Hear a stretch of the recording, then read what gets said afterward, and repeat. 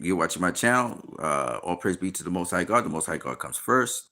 The stream is brought to you. It's a nonprofit stream, so I'm not going to mention my sponsors today. Um, let's talk quickly about Arthur Beterbiev versus uh, Dimitri. Arthur Beterbiev versus Dimitri Bivol. So Dimitri Bivol won that fight. Basically, the fight, Beterbiev got off to a faster start, was winning the earlier rounds, and then the middle to late rounds, Bivol came on strong. And even though I think Beterbiev won the last round, I think Bivol did enough to win the fight because he won most of the middle rounds and the latter half of the fight. He really started winning rounds. I think Bivol tried to tire up Beterbiev by letting him push hard early, and so he was able to get, you know, a victory over Beterbiev that way. Let's look at the rest of the cards on there. I really want to go through this as quickly as possible. We also had, don't forget to smash the like button if you want. We also had the fight between Virgil Ortiz and the WBO champion. And Virgil Ortiz, was it WBO? I think it was WBO. And the WBO champion, or the IBF champion, I think it's the IBF champion. And the IBF champion won. He won. Yes. He beat no, it's not the IBF. Virgil Ortiz is now the IBF champion at 154, beating the guy that Terrence Crawford fought, which I can't remember his name right now. And that was pretty impressive by Virgil Ortiz. There were two fights on the night that I thought were impressive. Joseph Parker versus Piccoli, which Joseph Parker knocked out Piccoli in the second round, which I thought was very impressive. He was able to land that right hand quite often, and he really teed off with the right hand, and he really knocked down Piccoli. And Piccoli got back up, but he didn't get back up in time. Well, he got back up in time, but the referee kind of waved it off because he was still probably woozy in his head or whatever. So there was that fight. The Virgil Ortiz fight was quite interesting. Shakur Stevenson got a stoppage as well in the ninth round. The other guy was fighting back. I really was impressed with the other guy. He didn't have a lot of fight experience or anything, but he was fighting back. He sucked it down deep.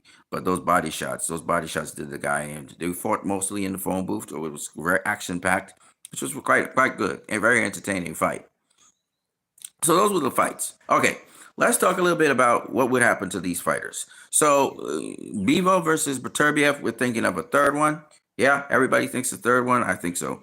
A third one would be good if Beterbiev is down for that. So now we have two undisputed champions. Beterbiev was a former undisputed champion, and we have Bivol's undisputed champion. Bivol really worked hard for what he did. So congratulations to him. Best of three. Let's see what happens there.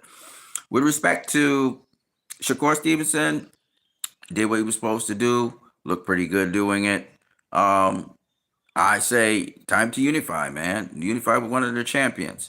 You got if you want to do an in-house unification, you got there Keyshawn Davis, who Shakur could fight, and let's see how that goes. I don't know if Shakur is still a free agent or what.